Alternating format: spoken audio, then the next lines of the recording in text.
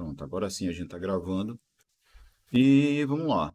Então, a respeito de números inteiros, números racionais e também números reais, a gente vai fazer uso das relações de equivalência, certo? Então, a gente precisa ter aí um certo conjunto, e nesse conjunto a gente precisa estabelecer uma relação entre elementos desse conjunto e verificar que esta relação é uma relação de equivalência.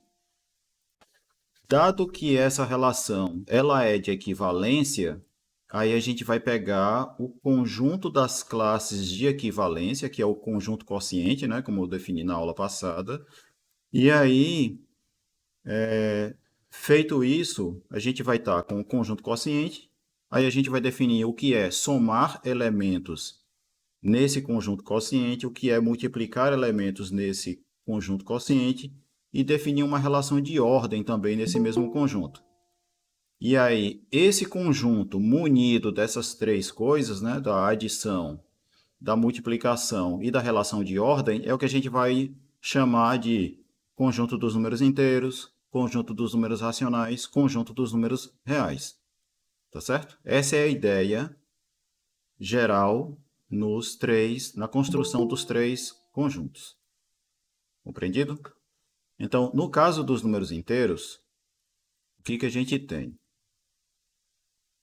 A relação de ordem que vai... A relação de ordem não, a relação que vai ser relação de equivalência é a relação definida desse modo aqui, certo? Em que a gente vai dizer o quê? Ó? Que dois pares ordenados no conjunto n cartesiano n, eles estão relacionados se essa igualdade aqui ela é verdadeira. Tá certo? Essa é a ideia. Daí o que acontece? Ó? Definida aí a relação, né? A gente está dizendo que AB e CD pertencente a n cartesiano n, eles estão relacionados. Eu vou usar esse símbolozinho aqui para indicar que estão relacionados. Eles estão relacionados se AD mais BC, essa soma é a mesma, certo? Onde a soma aqui é aquela soma de números naturais, certo? A adição de números naturais. Porque já que esses pares ordenados pertencem a n cartesiano n, então A, B, C e D são números naturais, certo? Então a soma que aparece aqui é a soma de números naturais, ou a adição de números naturais. Então, por exemplo, com relação a isso daqui, com respeito a isso, me digam aí, o par ordenado 1, 2 está relacionado ao par 3, 4? Sim ou não? Não, professor. Por que você acha que não? Porque 1 mais 4 é. Não, pera, é assim. É sim, certo? Aqui, ó, se você somar o primeiro de um com o segundo do outro, tem que ser igual ao segundo de um com o primeiro do outro, né? Então aqui, Isso. ó, dá 5 e aqui dá 5, né? Então eles estão sim relacionados. Beleza? Beleza, entendi. Outro exemplo, se eu colocar, sei lá, 5 9 e 5 9 4 1. Esses dois pares aí, eles estão relacionados? Agora não estão. Agora não, né? Porque agora 5 e 1, 6, 9 e 4, 13, né? Então não dá a mesma soma. Então eles não estão relacionados. Beleza? Então, entendeu aí o que é esta relação? Tranquilo? Aqui, o próximo resultado, ele mostra que essa relação definida anteriormente, ela é uma relação de equivalência.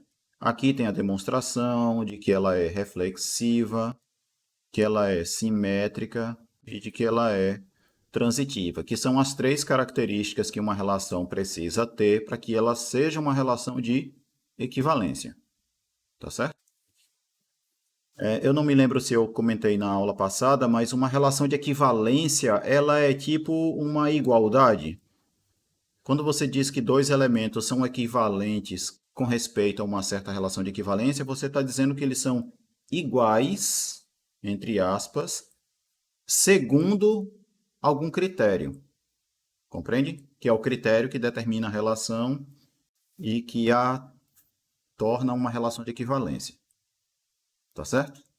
Então pensem em relações de equivalência como se fossem igualdades. Tá certo? Só que não é igualdade assim usual, né? É uma igualdade segundo algum critério. Compreende? É como, por exemplo, na aula passada, quando eu falava da relação que era dois alunos estarem relacionados quando têm a mesma idade, né? Lembram? Então aquilo ali dava uma relação de equivalência, né?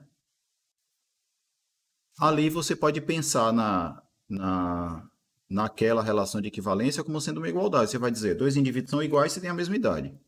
Pronto. Tranquilo? Uma relação de equivalência ela é uma espécie de igualdade. Não à toa, a igualdade é um exemplo de relação de equivalência. Tá certo? Então aqui vai ter as continhas e tal, para mostrar que é reflexiva, simétrica e transitiva. Eu não vou comentar essa demonstração. Tá bem?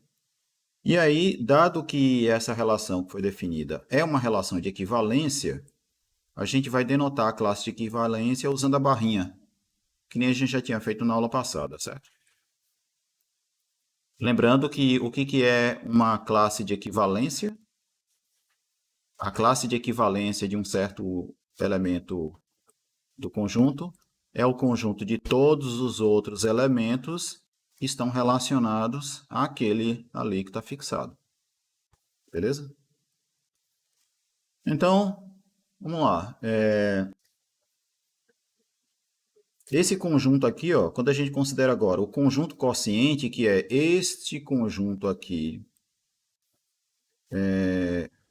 quocientado pela relação de equivalência, né, que é o conjunto das classes de equivalência, a gente vai denotar ele por este símbolo aqui, a letra Z, certo? Este será o conjunto dos números inteiros. Tranquilo?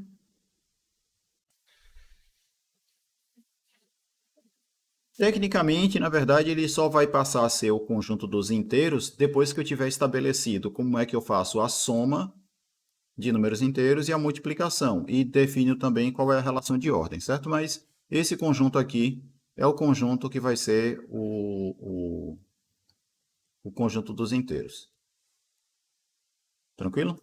E aí a gente passa agora para a adição de números inteiros. E aí como é que a gente faz a adição de números inteiros? Dados dois elementos nesse conjunto, a gente vai definir a soma deste modo aqui, certo? Mas, claramente assim. Por exemplo, se eu quiser fazer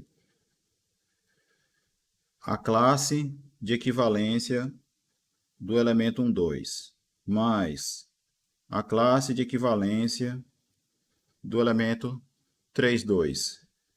Isso vai ser definido da seguinte forma. Eu vou pegar o par em que eu somo primeiro com primeiro, segundo com segundo.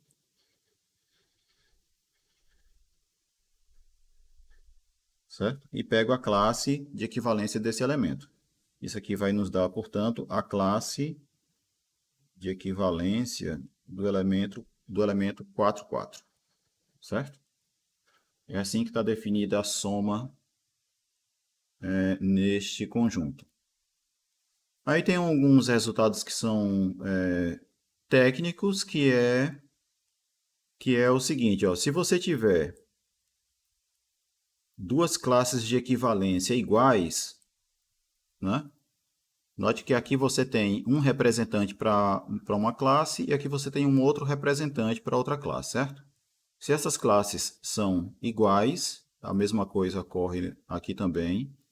Então, quando eu faço esta soma, ela tem que ser igual a esta soma aqui. O que que esse resultado quer dizer? Ele é um resultado técnico, como eu falei, mas ele está dizendo o seguinte, ó, que a soma está bem definida, no sentido de que, ao fazer a soma de duas classes de equivalência, o representante que eu uso para essa classe de equivalência não faz diferença. Tá beleza? A classe de equivalência resultante da soma será ainda a mesma. Tá certo? É um resultado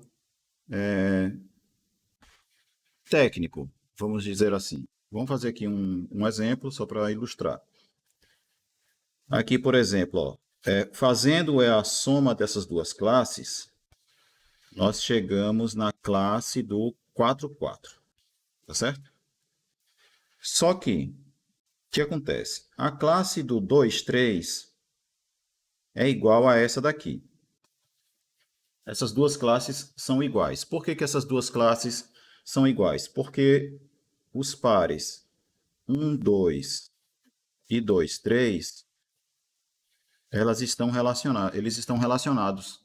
Porque, ó, 1 mais 3 dá 4, 2 mais 2 dá 4. Então, esses dois pares, eles estão relacionados. E lembram que tinha um resultado da aula anterior que dizia o quê? Se você tiver dois indivíduos que estão relacionados, eles determinam a mesma classe de equivalência. Tá certo? Então, sendo que esse carinha aqui e esse estão relacionados, então essas duas classes de equivalência aqui, elas são iguais. Beleza? Estão representadas por elementos diferentes, mas as classes são iguais. A mesma coisa ocorre com essa classe aqui, ó, se eu usar, por exemplo, 4, 3 e tomar a classe de equivalência do 4, 3. O 3, o par 3, 2 e o par 4, 3, eles também estão relacionados. Por quê? Porque 3 mais 3 dá 6 e 2 mais 4 também é 6. Então, eles estão relacionados. E estando relacionados, as classes de equivalência determinada por eles também é a mesma. Beleza? Então, a gente tem ó, que esses dois caras são iguais, esses dois caras são iguais. Certo? Quando eu faço a soma desses dois, o resultado vai ser, vou pegar o primeiro com o primeiro e o segundo com o segundo aqui. Certo? E aí eu tomo essa classe de equivalência. Isso daqui vai ser a mesma coisa que 6, 6, não é? Tranquilo? Aí você pensa, poxa, mas aqui não deu a mesma coisa que aqui. Não é o que parece?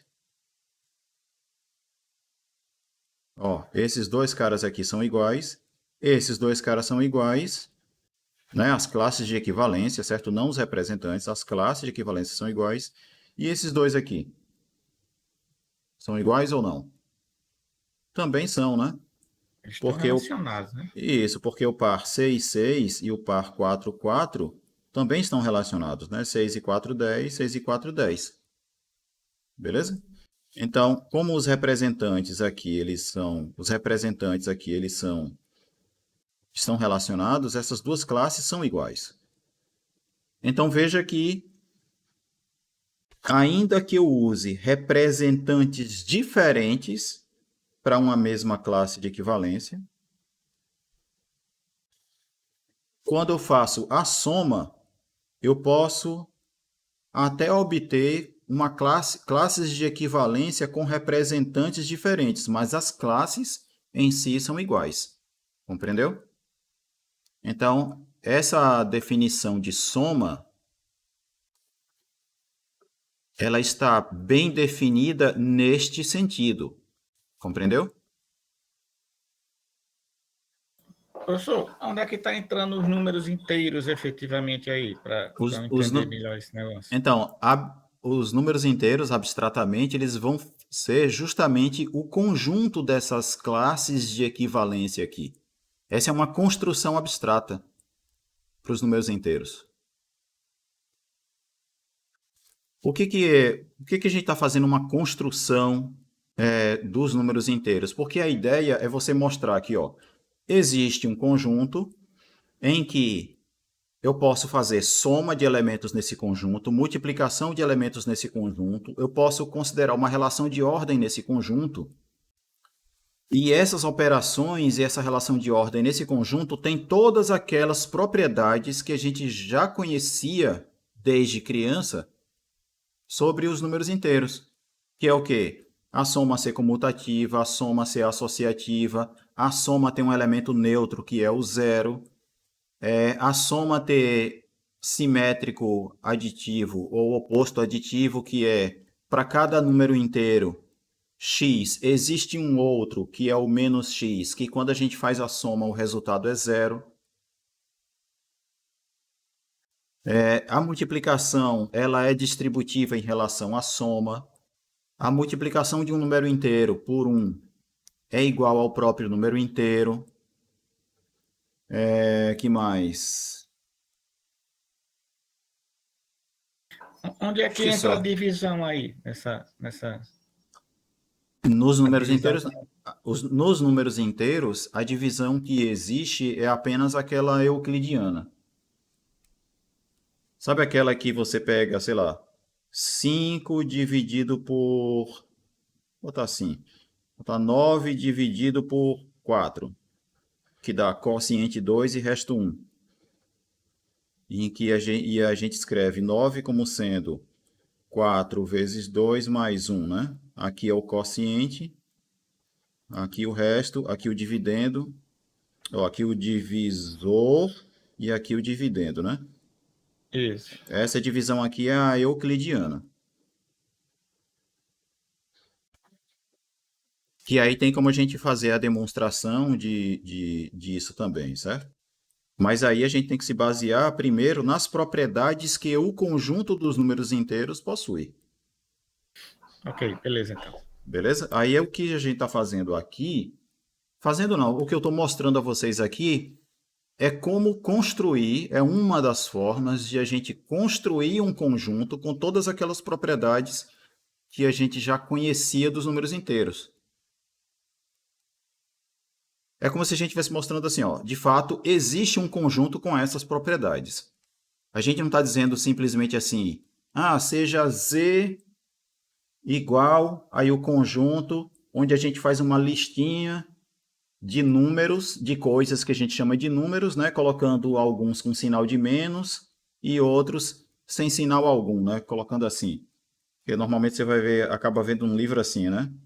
O conjunto dos números inteiros é o conjunto dado dessa forma aqui, ó. Beleza? Exatamente, isso. Aqui não é isso, entendeu? Aqui não é perfeito. isso.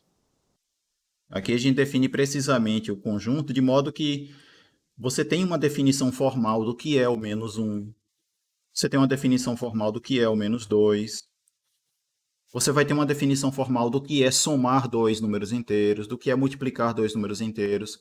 O que significa um número inteiro ser menor ou igual a outro. Você vai ter definição formal para cada uma dessas coisas. Essa é a ideia. Compreendido? Okay, beleza. Então, vamos lá. Voltando aqui.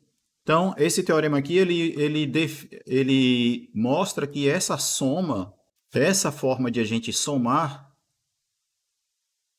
dois elementos de Z, ela está bem definida nesse sentido que eu estava explicando, né? Que eu tinha explicado, beleza?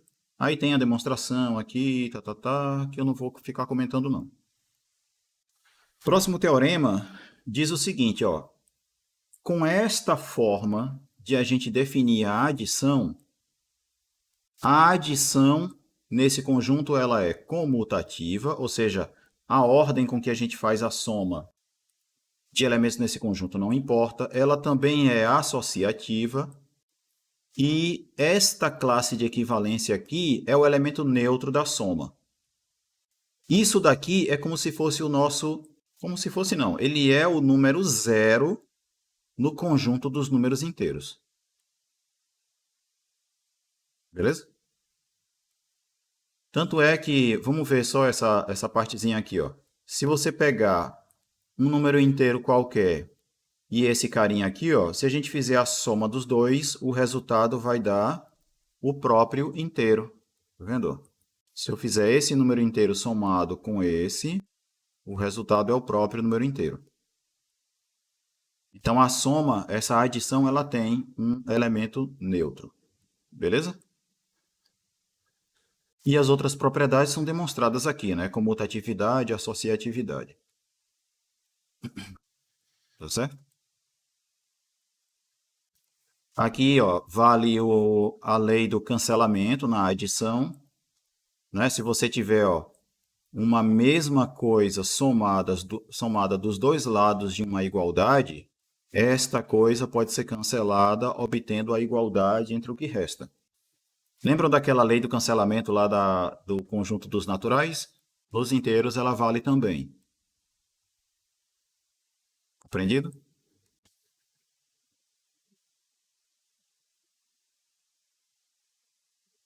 Pronto.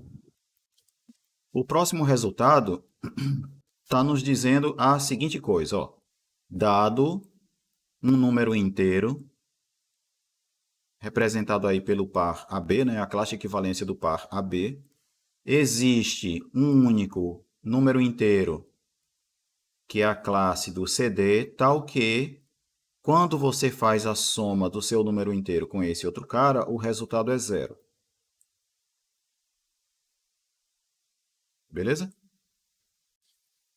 Então, veja, para cada número inteiro, existe um único outro número inteiro cuja soma vai dar 0. Lembram que isso era uma coisa que não acontecia no conjunto dos números naturais. Por exemplo, não existe nenhum número natural que, somado ao 2, o resultado dê 0.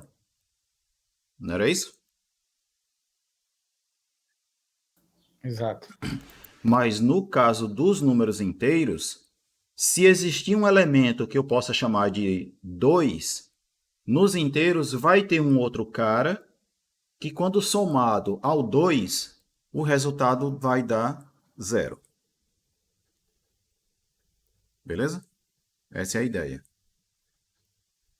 E aqui, ó, você consegue dizer exatamente quem é esse cara. Se o meu número inteiro é a classe de equivalência do AB, esse outro número inteiro cuja soma vai dar 0 vai ser a classe de equivalência do BA. E aí, ó, só para ilustrar, por exemplo, ó, se eu pegar aqui o número inteiro,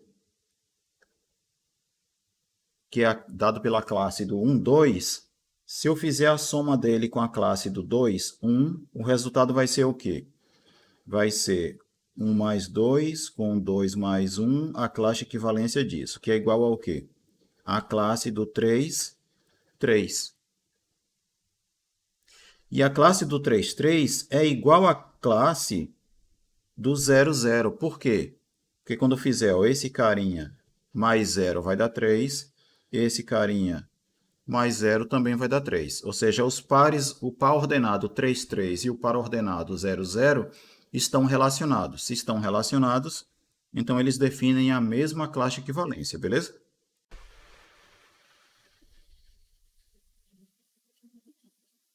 Então veja, ó, que se eu pegar esse número inteiro, esse daqui é um outro número inteiro, cuja soma deu 0.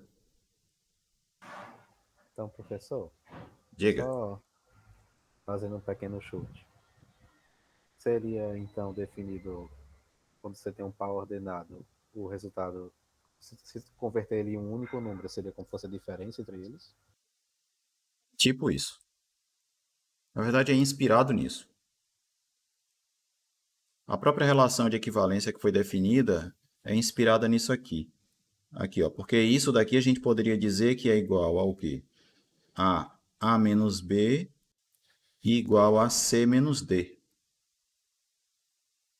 Não é? Sim, tô entendendo. Só que no caso dos números naturais, né, como A, B, C como A, B, C e D são números naturais, eu não posso escrever isso, né? Porque não existe essa subtração nos naturais. Tá certo? Tá certo. E aí, de fato, esse seu raciocínio está correto. Por exemplo, a classe do 2, 1 e a classe do 3, 2, elas são iguais porque esse cara está relacionado a esse. E por que está relacionado a esse? Porque se eu faço a diferença entre o primeiro e o segundo aqui, esse cara menos esse, a diferença é 1, esse cara menos esse, a diferença é 1. Então, os dois pares ordenados estão relacionados e as classes de equivalência são iguais. Tá certo? Tá certo, professor. Beleza, né?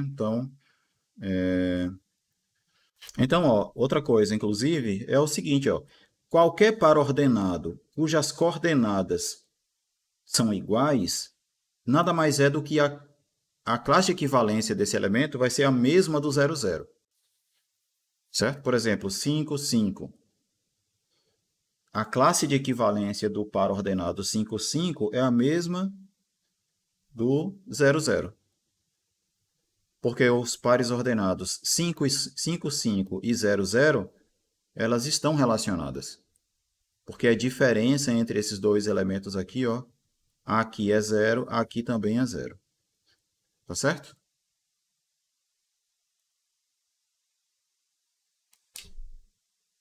Então, prosseguindo. Então, notem, ó, do jeito que a adição foi definida, para cada número inteiro, existe um outro cuja soma dá 0.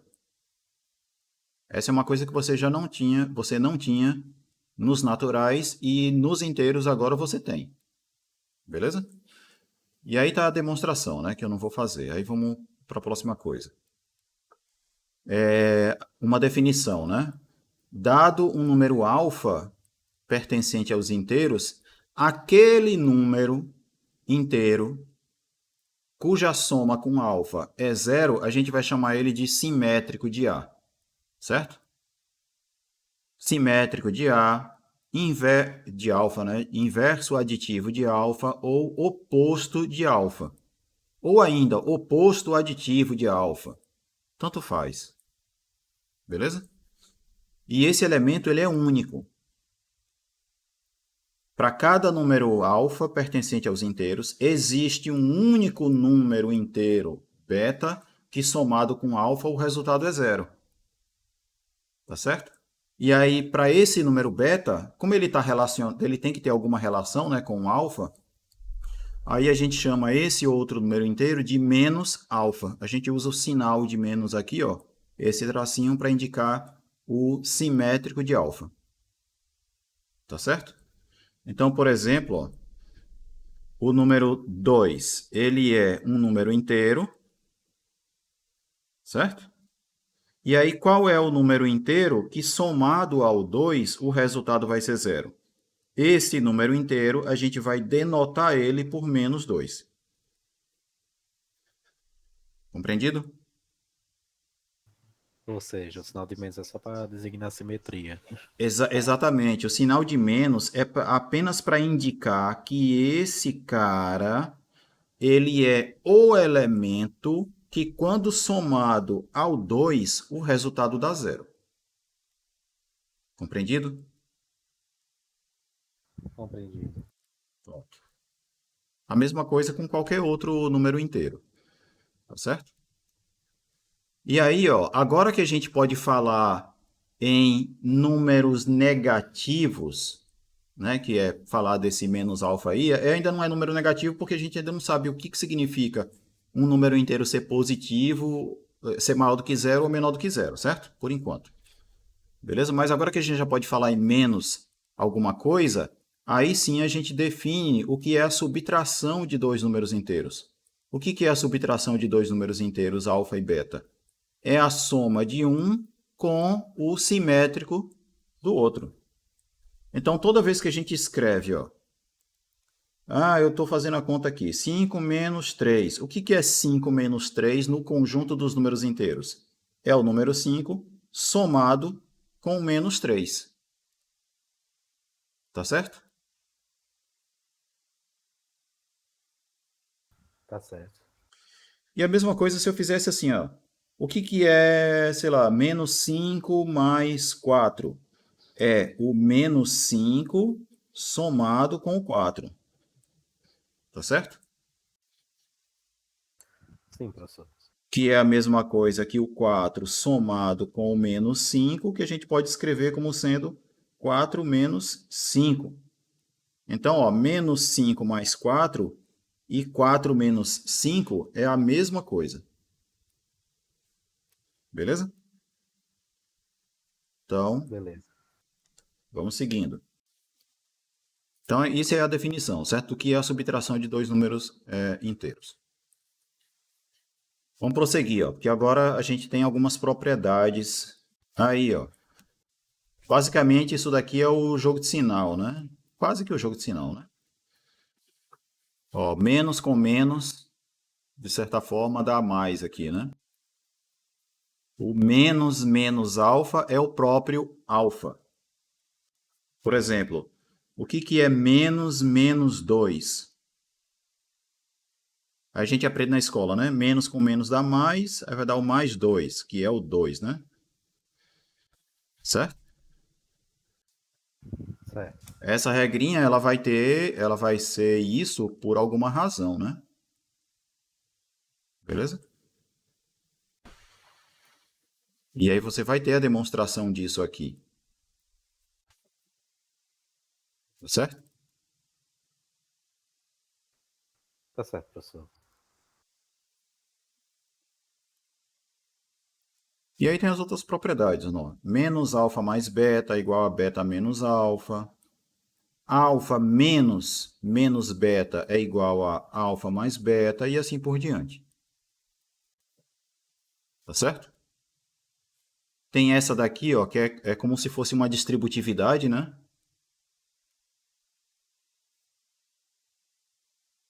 Não é isso? Como se eu pudesse Isso. colocar o sinal de menos em evidência, né? E aqui um pouco das duas coisas, né? É uma espécie de distributividade com soma. Enfim, valem essas propriedades aí. Vamos seguir adiante. Agora a gente tem a multiplicação de números inteiros. Como é que a gente define a multiplicação de números inteiros? Então, eu vou pegar dois números inteiros, dados pelas classes de equivalência aí dos pares AB e CD, e a gente vai definir o produto desses dois números inteiros por meio disso aqui. Beleza? Vamos lá. Ó. Um exemplo.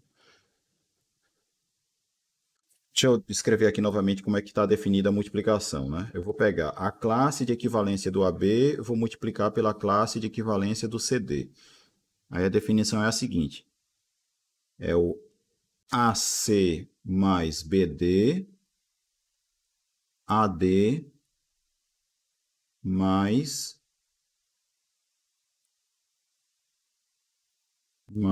BC. Certo? E aí eu tomo a classe de equivalência disso aqui. Então veja, ó, na primeira coordenada aqui, ó, eu faço primeiro com primeiro, segundo com segundo, a multiplicação e somo, certo? Onde isso que está aqui, ó, é a multiplicação de dois números naturais, tá certo? Aqui também. E na segunda coordenada eu faço o primeiro com o segundo com o primeiro. Faço as multiplicações e somo. Tá certo? Então vamos lá. Se eu quiser fazer, por exemplo, a classe de equivalência do 2, 1, botar 2, 1 não, botar 2, 0, multiplicado pela classe de equivalência do 5, 5, 3. Como é que vai ficar o resultado dessa multiplicação? Então, a primeira coordenada vai ser o quê? Primeiro vezes o primeiro, mais segundo vezes o segundo. Então, eu vou ter aqui 2 vezes 5, 2 vezes 5 mais 0 vezes 3 é a primeira coordenada. E a segunda vai ser o quê? Primeiro com segundo, segundo com primeiro. Então, vou ter aqui 2 vezes 3 mais 0 vezes 5. Beleza? E aí eu tomo a classe de equivalência desse cara. E aí isso vai nos dar o quê? Aqui eu tenho 10 mais 0. Então, primeiro aqui é 10. Certo? E o segundo vai ser o quê? Aqui é 6, aqui é 0. Isso vai nos dar 6, né? E aí eu tomo essa classe de equivalência aqui. Tá certo? Certo, professor. Sim ou não? Pronto. E aí é assim que a gente faz a multiplicação de números inteiros. Beleza? Beleza. Reparem uma coisa, ó. 10 menos 6 é igual a 4, né? Então eu posso reescrever essa classe de equivalência como sendo o quê? A classe do 4, 0, né? Porque o par 10, 6 e o 4, 0 estão relacionados, concordam? 4 menos Sim, 0 professor. é 4, 10 menos 6 também é 4. Então, dá no mesmo, né? Beleza? Outra coisa, ó, o 5, 3, o par 5, 3, é um par que também está relacionado ao 2, 0, concorda? Porque 5 menos 3 é 2, 2 menos 0 também é 2. Então, o par ordenado 5, 3 e o par ordenado 2, 0 estão relacionados. Sim ou não? Sim, professor. Então, essa classe de equivalência do 5, 3 é igual à classe de equivalência do 2, 0. Beleza? Beleza. No caso, Então, se eu como se fosse a fizesse... multiplicação 2 vezes 2. É, exatamente isso. É como se a gente estivesse fazendo 2 vezes 2 aqui. E aí, 2 vezes 2 está dando 4. Compreendeu? Legal isso, né? Só repita aí, por favor, esse finalzinho. Qual parte? Dessa classe ser igual a essa? Sim, e a multiplicação da 4. Bom, que essa multiplicação aqui é igual a isso, você entendeu? Na verdade, que ela é igual a isso, né? Entendi, entendi. Pronto, mas você entendeu por que essa classe é igual a essa? Também, ok. Pronto, então o que eu acrescentei é que essa classe, ela também é igual a essa. Porque o par 5, 3 e 2, 0 estão relacionados, concorda? Sim, Né? sim. Porque 5 menos 3 é 2, 2 menos 0 também é 2. Então, os pares estão relacionados. Se os pares estão relacionados, as classes de equivalência desses pares são iguais. Ok. Então, é como se aqui eu estivesse fazendo esse cara vezes esse, né? Já que esses dois aqui são iguais. Eu Certo. estou fazendo esse cara vezes ele mesmo e está dando isso daqui. Mais adiante, o que a gente vai ver? É que, por exemplo, se eu quiser pegar o número natural 3, a gente aprende na escola que o conjunto dos números naturais é um subconjunto dos inteiros. Sim ou não? Sim, professor. A gente aprende assim, né, que o conjunto N está contido em Z. Mas isso não é verdade. Eu acho que agora vai ter um bocado de vocês chocados com isso. Professor, você estragou minha vida. Acabei com a infância de vários agora, dizendo que N não é subconjunto de Z. Mas por que a gente fala que N é um subconjunto de Z? A gente fala isso em um certo sentido, e não no sentido estrito de relação de inclusão entre conjuntos. O que a gente faz? A gente vai pegar um número natural e vai identificar ele com alguém no conjunto dos números inteiros e vai passar a pensar nesse carinha que está nos inteiros como se fosse um número natural, o próprio número natural. E aí, como é que a gente faz essa identificação? Via isso aqui que eu escrevi.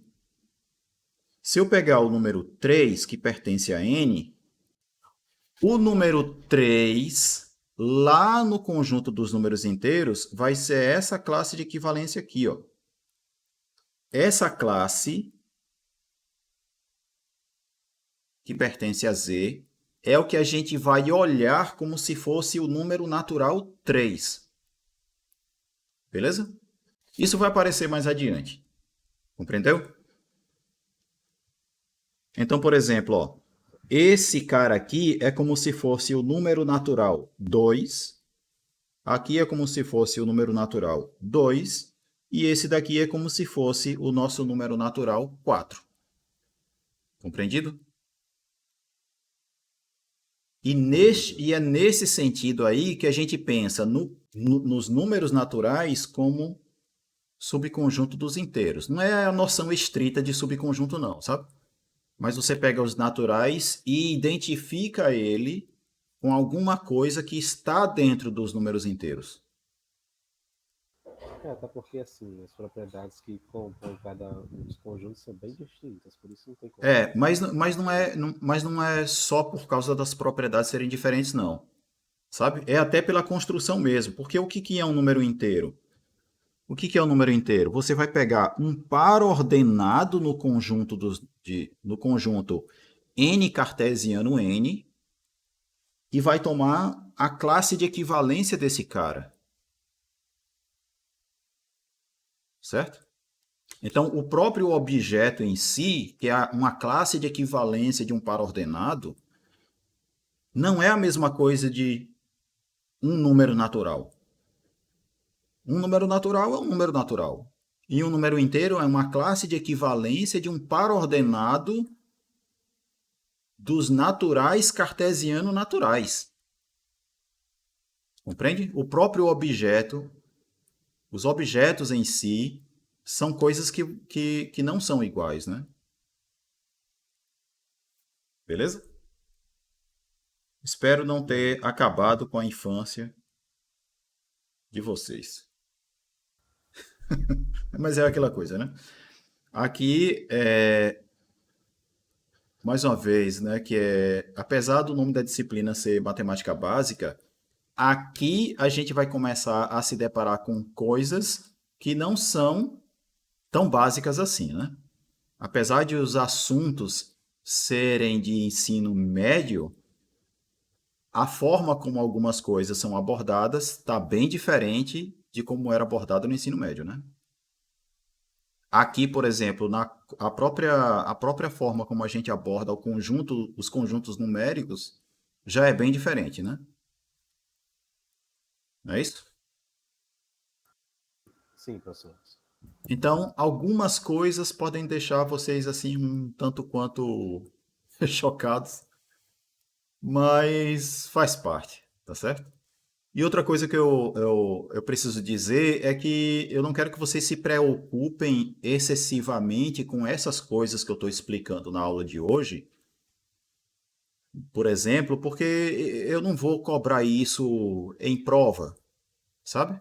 Isso daqui é só uma exposição de coisas que é bom que vocês saibam que existem, certo? Para a gente começar a quebrar aquelas ideias de que existem coisas em matemática que são do jeito que são, porque alguém quis assim. Tá certo? Nada em matemática é do jeito que é porque está escrito num livro sagrado, seja lá qual for. Certo? Não tem. As únicas coisas em matemática que a gente assume como sendo coisas que são verdadeiras e a gente não vai se preocupar em provar são o quê? Os axiomas. Certo? E definições, e definições também, né?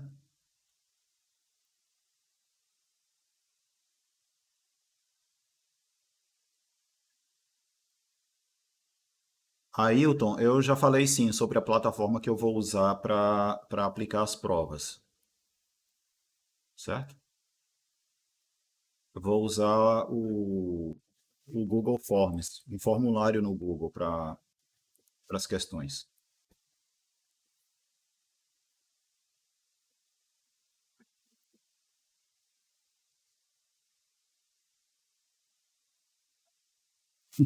Exatamente, João.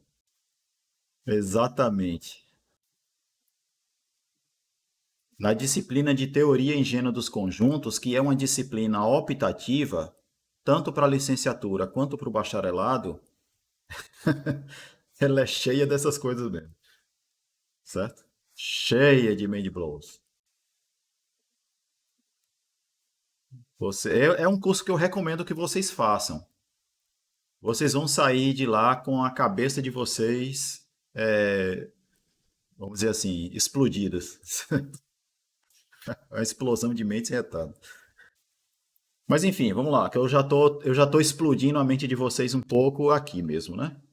Em teoria em engenho dos conjuntos é pior, mas é bem legal. Não tem nada melhor do que explodir a mente.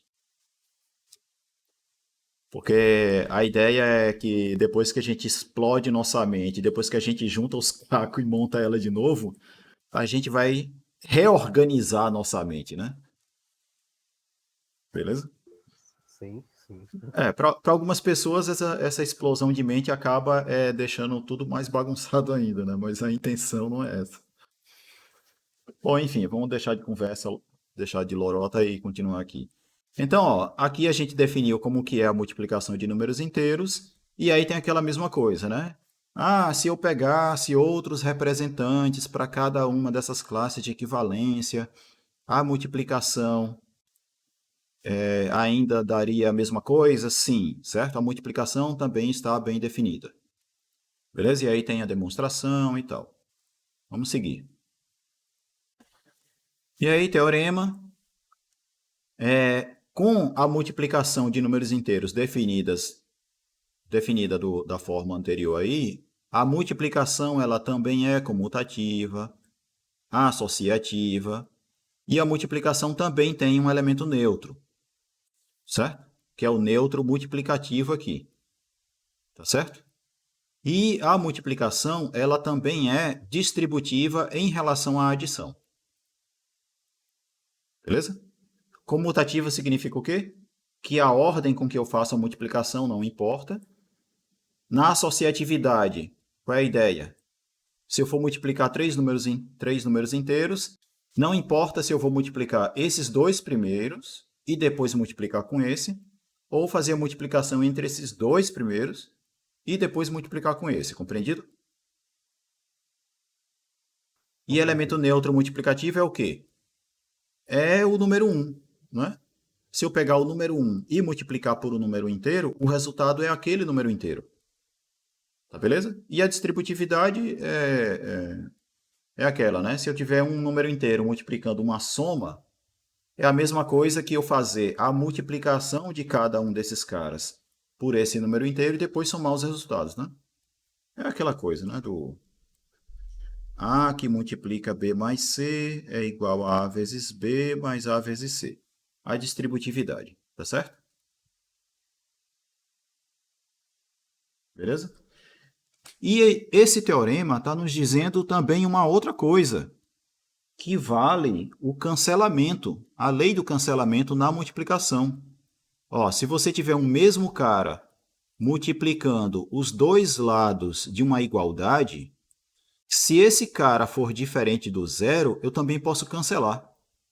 Olha aí. Beleza? Beleza. Pronto, e aí vai ter a demonstração que novamente eu vou pular. Certo? Aí na próxima proposição é o quê? Ó? O que ela está nos dizendo? Se eu pegar dois números inteiros e o produto entre eles é igual a zero, necessariamente um deles tem que ser zero. Tá certo? Não é possível você pegar dois números inteiros diferentes de zero e o produto ser igual a zero, certo?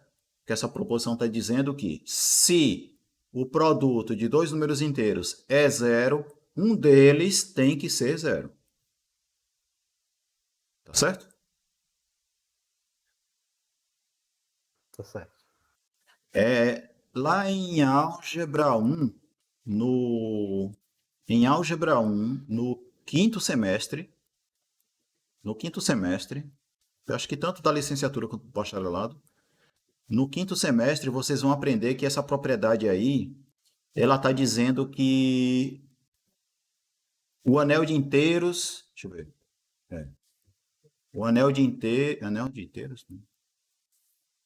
Acho que é anel de inteiros, ele não tem divisores de zero, né?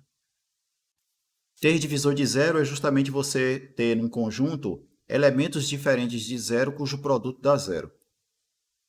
Mais abstratamente, na verdade, é assim: ter divisor de zero significa que se você tiver dois elementos diferentes do elemento neutro da adição, com o produto dando o elemento neutro da adição. Não existe isso. Ter divisor de zero. Bom, enfim. Então, é que essa proposição está dizendo, certo? Próximo resultado dá uma espécie de um complemento nas regras de sinal, né? Ó, você multiplicar menos alfa por beta é a mesma coisa de multiplicar alfa por menos beta, que é a mesma coisa de você fazer alfa vezes beta e depois mudar o sinal, certo? E outra aqui é que se você faz menos com menos, o resultado é mais, vamos dizer assim, né? Tá certo? Essa proposição 3.3.5. Tá certo, professor. Próximo resultado é uma espécie de distributividade da multiplicação em relação à diferença também, à subtração, certo? Alfa vezes beta menos gama é igual a alfa vezes beta menos alfa vezes gama. Tá certo? Agora vem a relação de ordem no conjunto dos números inteiros. Como que a gente diz que um número inteiro é menor ou igual a outro?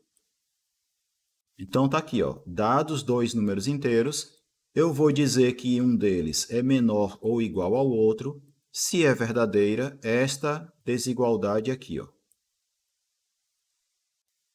Beleza? Então, por exemplo, o número inteiro 2, 1, ele é menor ou igual a 9, 7? Esse número inteiro aqui, ele é menor ou igual a esse? Aí você tem que fazer o quê? Somar primeiro com segundo, segundo com primeiro e verificar, certo? O que acontece? Ó? 2 mais 7 é igual a 9 e 1 mais 9 é igual a 10. Então, como 1 mais 9 deu maior do que 7 mais 2, então esse par ele é menor do que esse aqui. Quer dizer, essa classe de equivalência é menor do que essa classe de equivalência. Ou ainda, esse número inteiro é menor do que esse número inteiro. Para facilitar, você pode pensar assim, né? Só em termos de como raciocinar, né? Essa classe aqui é o quê? É a mesma classe do 1, 0, não é?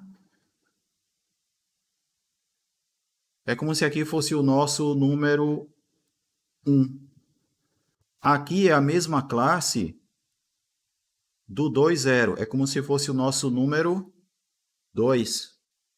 Como 2 é maior ou igual a 1, então esse número inteiro aqui é maior ou igual a esse. Compreenderam a definição de como que é a relação de ordem nos inteiros? Sim, professor. Pronto. Então, e aí tem aquela mesma história, né? A relação de ordem está bem definida e tal. E aí, quais propriedades essa relação tem, né? Primeiro, né? Aqui não está dizendo que ela é uma relação de ordem, né? A gente só estabeleceu uma relação E aí esse teorema, ele garante que isso é de fato uma relação de ordem, ou seja, é uma relação que é reflexiva, antissimétrica e transitiva. Beleza? Lembra que se ao invés de ser antissimétrica, ela fosse simétrica, você teria uma relação de quê? Uma relação de equivalência. Exatamente, certo? Agora, como ela é antissimétrica, isso é uma relação de ordem. Tranquilo? Aí tem a prova, né, de que ela é uma relação de ordem. E aí, quais são as propriedades que a relação de ordem tem? Tem essas aqui, ó. Se você tiver um número inteiro menor ou igual a outro, a desigualdade se mantém se você somar dos dois lados dela uma mesma coisa. Certo? Compreendido isso? Se o número inteiro é menor ou igual a outro, se eu somar a mesma coisa dos dois lados, a desigualdade se mantém. O segundo item está dizendo que se eu multiplicar os dois lados por um cara maior ou igual a zero, a desigualdade também se mantém. Tá certo? Tá certo. E tem também a seguinte coisa, que a gente pode denominar de lei de tricotomia. Não está com o nome de tricotomia aqui, mas é praticamente a tricotomia. Que é a seguinte: apenas uma das seguintes situações, ou apenas uma das situações seguintes ocorre, que é o quê? Para qualquer número inteiro alfa, ou ele é igual a zero, ou ele é menor do que zero, ou ele é maior do que zero. Tá certo? Tá certo. Que vem depois, ó, reenunciado aqui como lei de tricotomia, que é o quê? Dados quaisquer. Aqui ele colocou 3 números inteiros aqui, mas só precisa 2.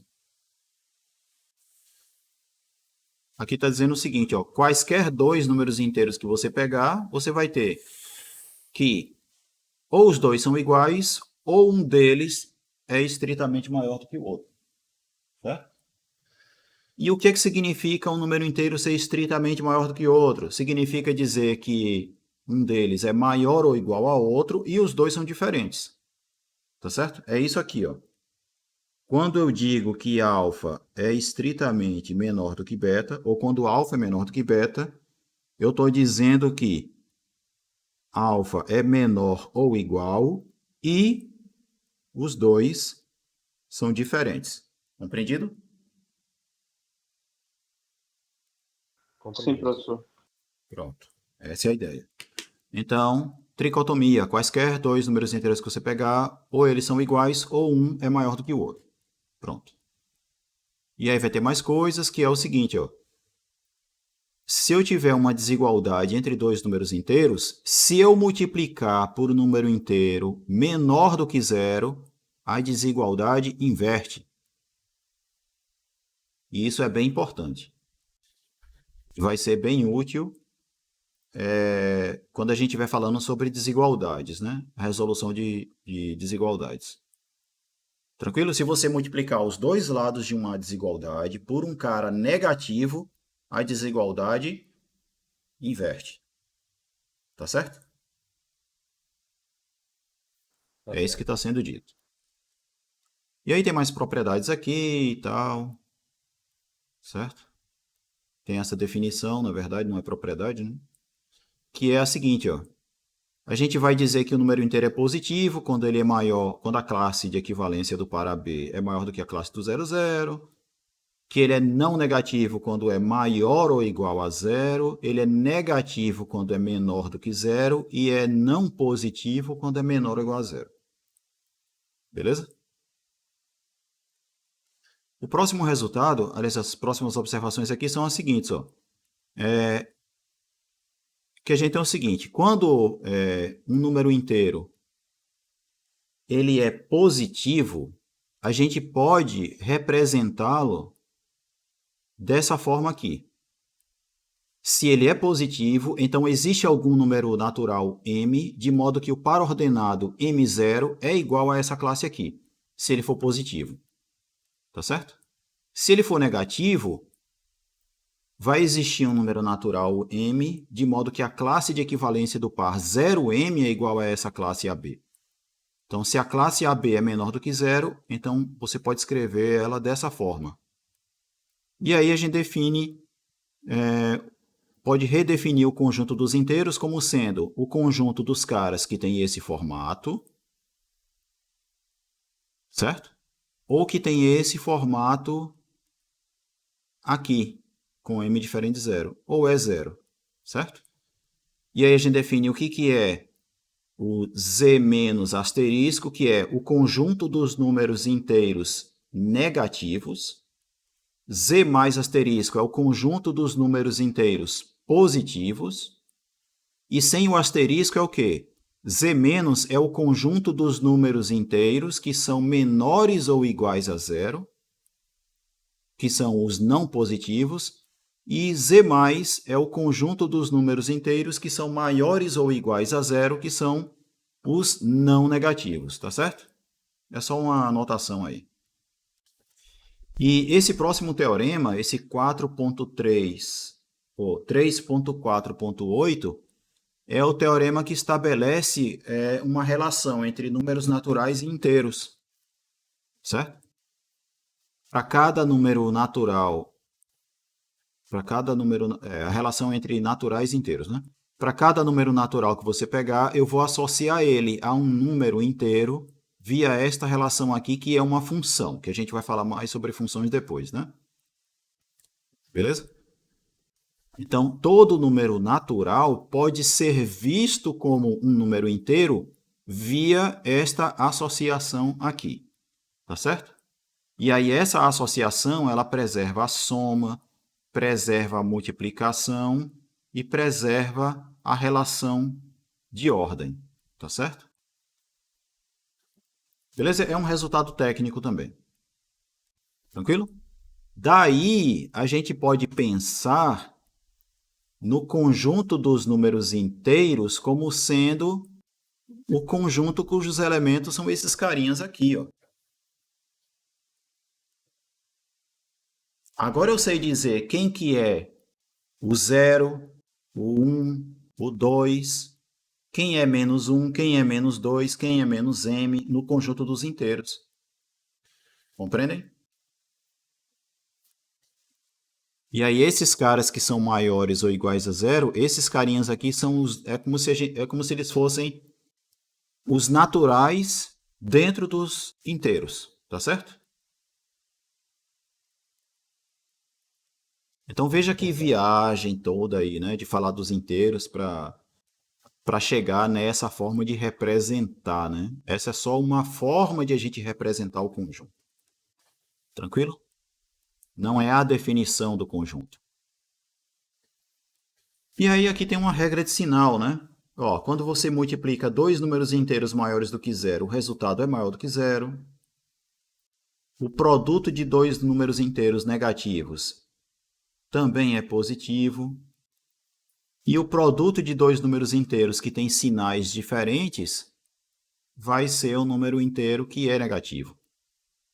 Tá certo? Aqui é quando a gente aprende na escola, né? Positivo com positivo dá positivo. Negativo com negativo dá positivo. Negativo com positivo dá negativo. Ou positivo com negativo também dá negativo. Tá certo?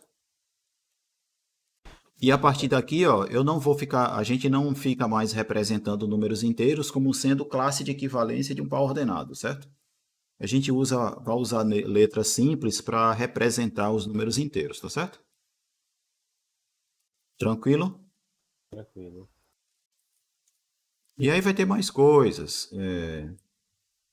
Aqui que eu acho que eu vou até pular, mas que no caso dos inteiros, esse último resultado, que é o princípio de boa ordenação, vale comentar também. Nos naturais, o princípio de boa ordenação, o princípio de boa ordem, dizia o quê? Que qualquer subconjunto não vazio de números naturais possui um menor elemento, tá certo? No caso dos números inteiros, um resultado parecido vale, que é o quê? Qualquer subconjunto não vazio e limitado inferiormente também possui um menor elemento. O que significa um conjunto ser limitado inferiormente? Significa dizer que existe um elemento que é menor ou igual a qualquer elemento nesse conjunto. Tá certo? E esse elemento, a gente chama ele de cota inferior. E essa cota inferior não precisa pertencer ao conjunto, mas enfim, essa é uma coisa que eu posso detalhar depois. Vamos passar para mais coisas aqui, que é o seguinte, ó, que é importante também. Esse corolário, um corolário, ele é uma consequência imediata de um teorema, tá certo? Ou de uma proposição. Certo? O que esse resultado está dizendo? Ele está nos dizendo que se você tiver um número inteiro que é positivo e menor ou igual a 1, necessariamente ele tem que ser o número 1. Resumindo, ele está dizendo o seguinte: não existe um número inteiro que esteja estritamente entre 0 e 1. Compreendido? Tá certo? Compreendido. Certo, professor. Pronto.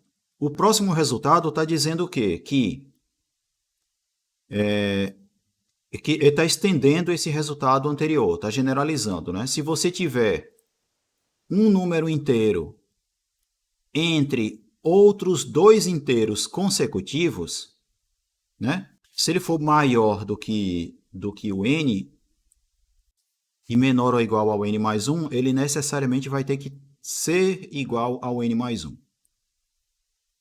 Ou, de outra forma, não existe um número inteiro que esteja estritamente entre dois números inteiros consecutivos. Beleza? Por exemplo, entre o número 10 e o número 11, não existe nenhum número inteiro que seja maior do que 10 e menor do que 11. Compreendido? Essa é a ideia. Aqui tem a definição do que é módulo de um número inteiro, né? Definição clássica, que é o módulo de x é igual ao x se o x for maior ou igual a zero, e é o menos x se x for menor do que zero, certo? E aí a proposição é que o módulo de qualquer número inteiro sempre é maior ou igual a zero, e ela só é zero se o número inteiro for zero. Beleza? E aí tem a prova disso, e tem essa propriedade aqui, que é o módulo do produto é igual ao produto dos módulos. Tá certo? Sim ou não? Sim, professor. Sim, professor. E outra, não sei se é a última, que é o seguinte, ó, se o módulo de um número inteiro é igual a um número natural, então é porque esse número inteiro ou é igual a esse número natural ou é igual a menos esse número natural. Beleza? É o que está sendo dito nessa proposição aqui. Então, por exemplo, se o módulo de x é igual a 5, então é porque x é igual a 5 ou x é igual a menos 5. Certo? O próximo resultado está dizendo que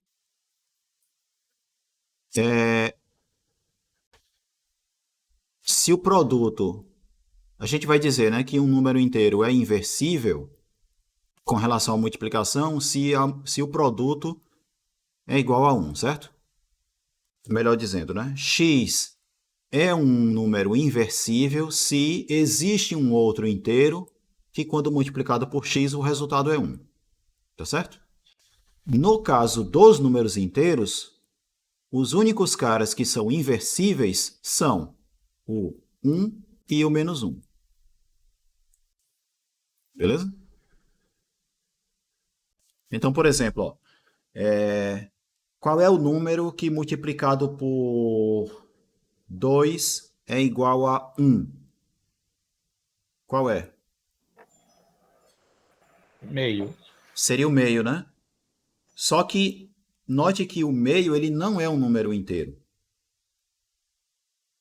Então, no caso dos números inteiros, essa equação 2x igual a 1, ela seria uma equação que não tem solução. Porque não existe um número inteiro x tal que 2 vezes x o resultado de 1. Compreendeu? Claro, no caso dos racionais, beleza, vai ter solução. No caso dos inteiros, não. Tá certo? E aí, deixa eu falar bem rapidamente aqui sobre os racionais. Que é o seguinte, ó, como é que a gente define agora o número racional? Aí a ideia é a mesma, ó. Eu vou definir primeiro uma relação, provar que essa relação é de equivalência. Tranquilo? Definir isso num conjunto, né? Eu pego um certo conjunto, nesse conjunto eu defino uma relação de equivalência, daí eu pego as classes de equivalência nesse conjunto por essa relação, e aí esse conjunto vai ser o conjunto dos racionais, dos números racionais. Beleza? E aí o que acontece, ó? A gente vai pegar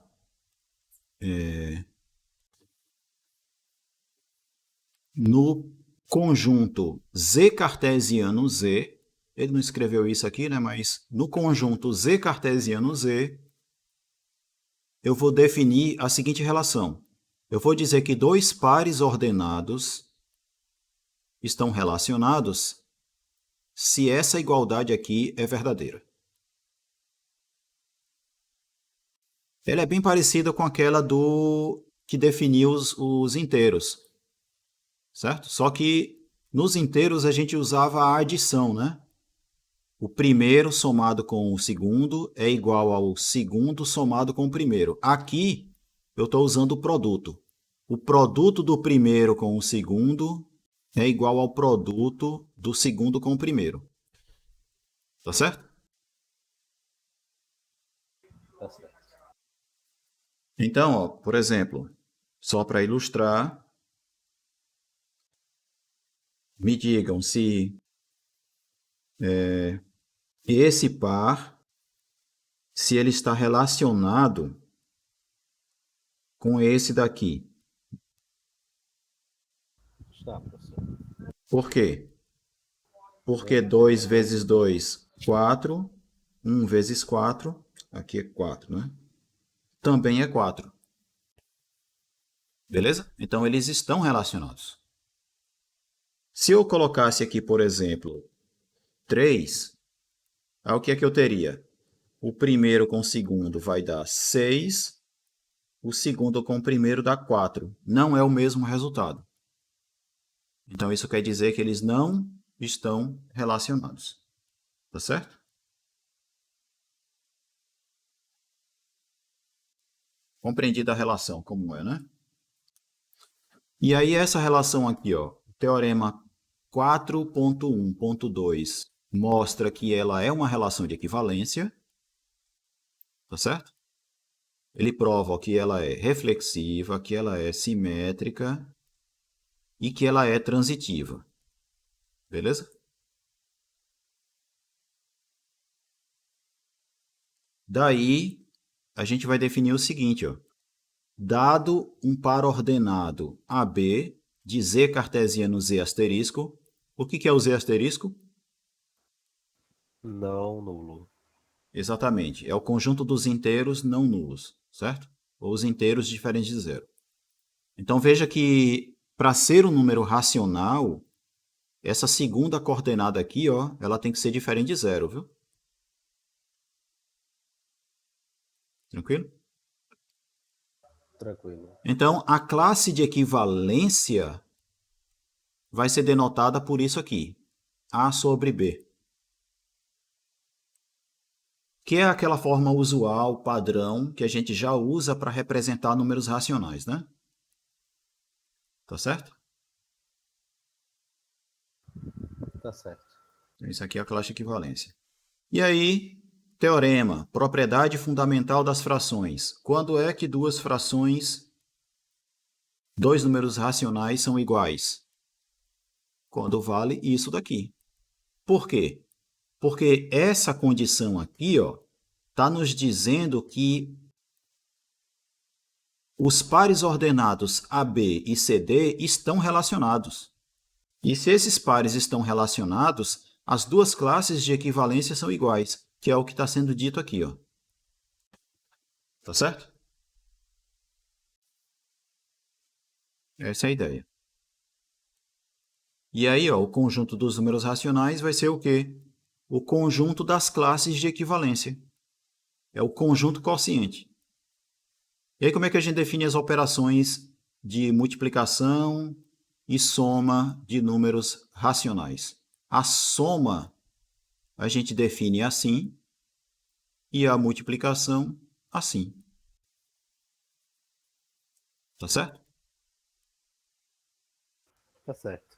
Aí aqui eu tenho que chamar a atenção para a seguinte coisa. A gente está acostumado a ver na escola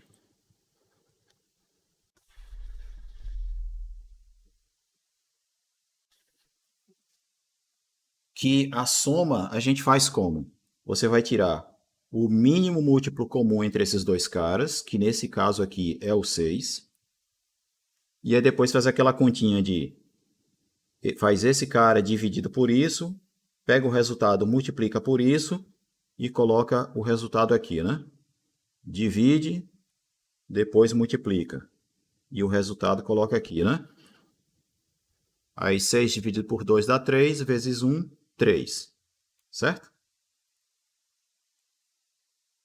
Sim ou não?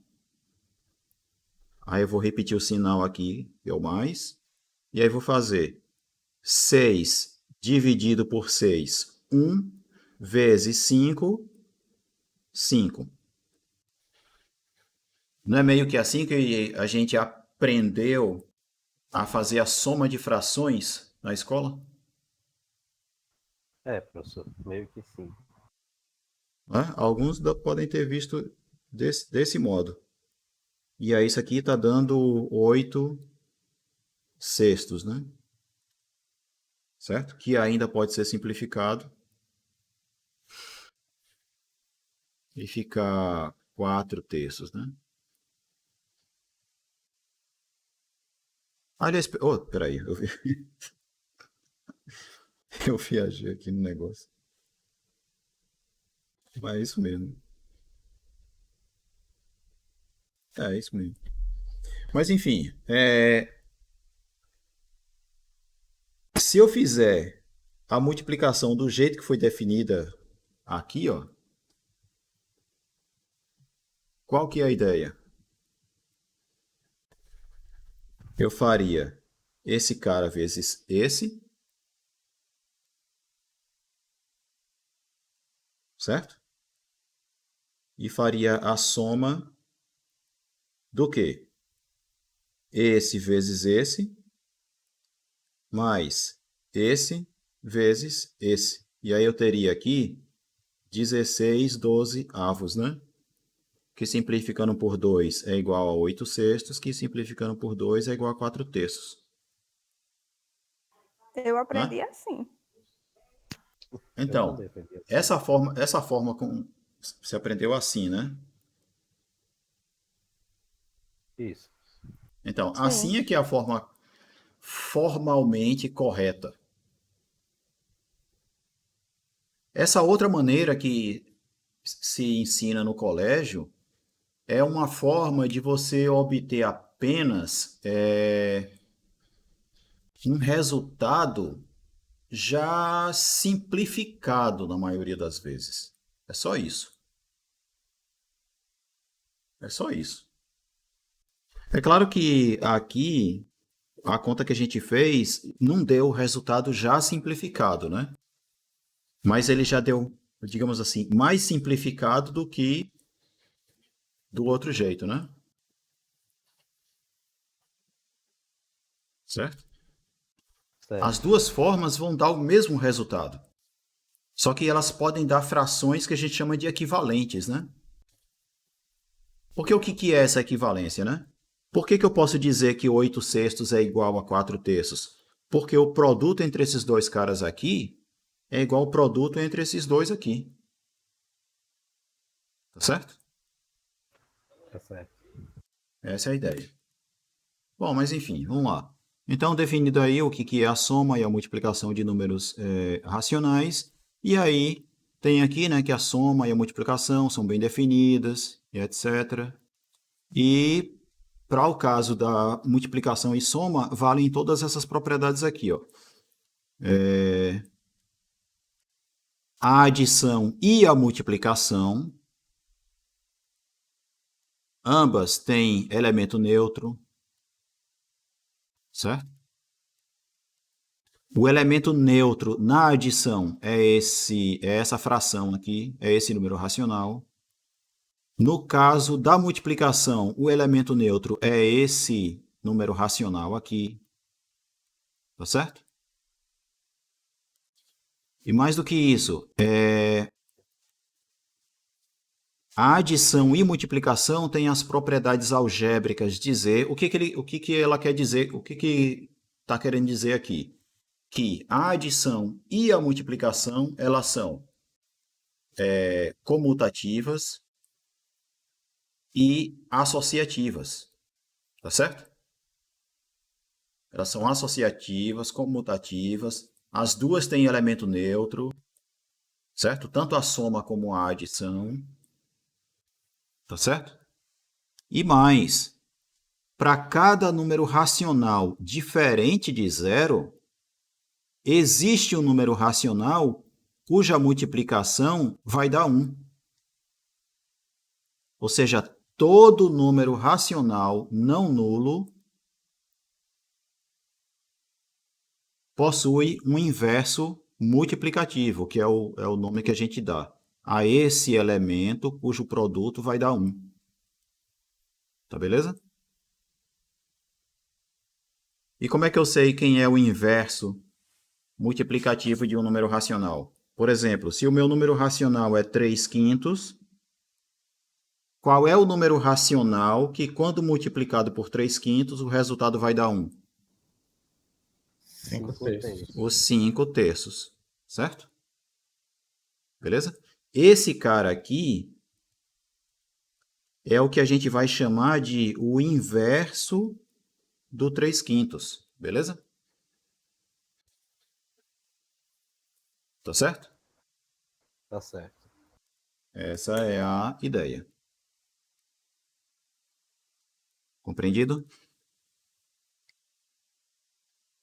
Ah, uma outra coisa que eu esqueci de mencionar é que a multiplicação também ela é distributiva com relação à soma, viu? É a outra propriedade algébrica de Z que é satisfeita por números racionais também. Tá certo? E aí vem a demonstração e e aí vem a mesma coisa. Cancelamento. Ó, se eu tiver uma mesma coisa... Você está pedindo para repetir aí. repetir... Mablo, repetir qual parte? Do inverso multiplicativo? Então, o que o teorema estava dizendo? Para qualquer número racional que eu pegar, existe um outro cujo produto vai dar 1. Certo? E quem é esse cara? Se o meu número racional é, por exemplo, 3/5, o inverso vai ser os 5/3. Por quê? Qual é a ideia? Ó? 3/5 vezes 5/3 vai ser igual a 3 vezes 5 dividido por 5 vezes 3, certo? E em cima vai dar 15, embaixo vai dar 15. 15 dividido por 15 é a mesma coisa que 1 dividido por 1. Não é? Porque, ó, 15 vezes... Não, nada é isso. Sai. Não entendi isso aqui, não. Espera que bugou minha caneta aqui.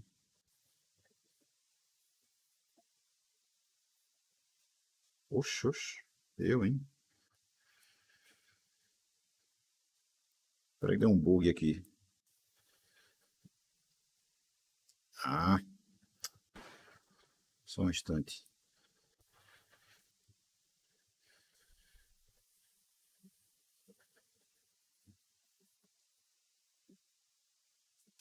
É como se o botão tivesse ficado preso.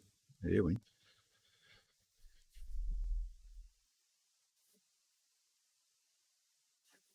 Ah, não, não é possível.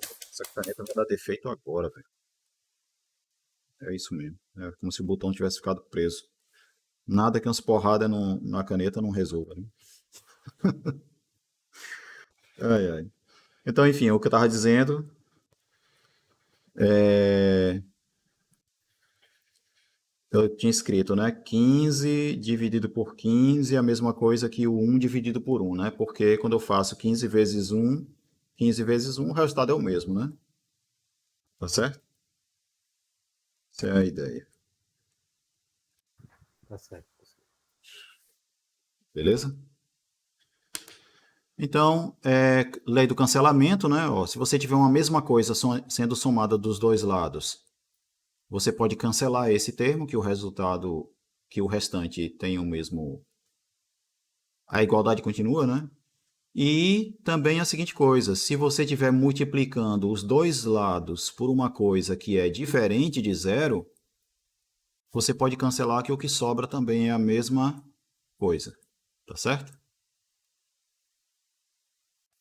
E aí, nesse caso aqui, deixa eu comentar isso, ó. Que é assim, se eu tenho S vezes R igual a T vezes R, por que vai ser verdade que S é igual a T? Claro, com R diferente de zero, né? Por causa do seguinte, ó. Se R é diferente de zero, então existe o inverso, né? Existe R a menos 1, tal que R vezes R a menos 1 é igual a 1. Daí o que acontece, ó. Se isso daqui é verdade, então você vai ter que S vezes R a menos 1 é igual a T vezes R a menos 1. Só que a, a multiplicação é associativa. Então eu posso fazer o quê? S vezes R a menos 1 é igual a T vezes R a menos 1. Tá certo? Só que R vezes R a menos 1 é igual a 1. Então, isso vai ficar S vezes 1. E do outro lado, eu vou ter T vezes 1. S vezes 1 é igual a S e T vezes 1 é igual a T. Então, se for verdade isso daqui e o R é diferente de zero, então S é igual a T. Tá certo? Tranquilo? Ok. Pronto, é o que está nesse resultado aí.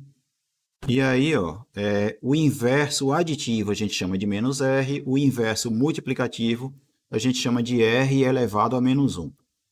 Beleza? Aqui está definido também a subtração de números racionais.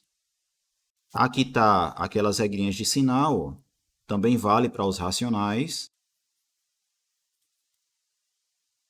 Tranquilo? Vale a distributividade em relação à subtração, nos racionais também. Nos racionais, ó, você fazer menos A dividido por B, ou menos A sobre B, ou A sobre menos B, ou menos A sobre B, ou menos A sobre menos B, é tudo a mesma coisa. O que é que quer dizer com isso? Isso está querendo dizer que, por exemplo, menos 3 meios é a mesma coisa que menos 3 por 2, que é a mesma coisa que 3 por menos 2, que é a mesma coisa que menos 3 por menos 2. É a mesma coisa. Tá certo? Tranquilo?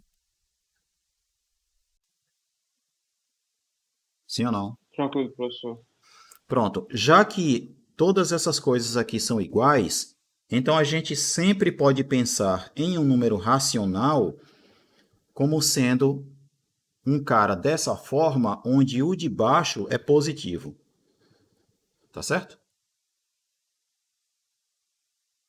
Tranquilo? Todo número racional pode ser visto como sendo um número racional onde esse carinha aqui de baixo é positivo. Tá certo? Essa caneta tá ficando com defeito mesmo. Apertei o botão de novo, ela bugou. Beleza? Por que que isso vai ser importante? Porque para definir a relação de ordem no conjunto dos racionais, a gente vai precisar disso. Então, ó, pegue dois números racionais, cujo denominador, que é esse carinha que aparece embaixo, tá certo? A gente vai chamar ele de denominador, e a parte de cima a gente vai chamar de numerador. Pegue dois números racionais cujos denominadores são positivos. Aí eu vou dizer que um número racional A sobre B é menor ou igual a C sobre D quando essa desigualdade aqui é verdadeira. Beleza? Beleza. Tranquilo? Então, por exemplo, esse número racional aqui, ó, 3/5, ele é ou não menor ou igual a 4, bota assim, a 5/6, por exemplo. Isso aqui é verdade ou não? 3/5 é menor ou igual a 5/6? Por quê?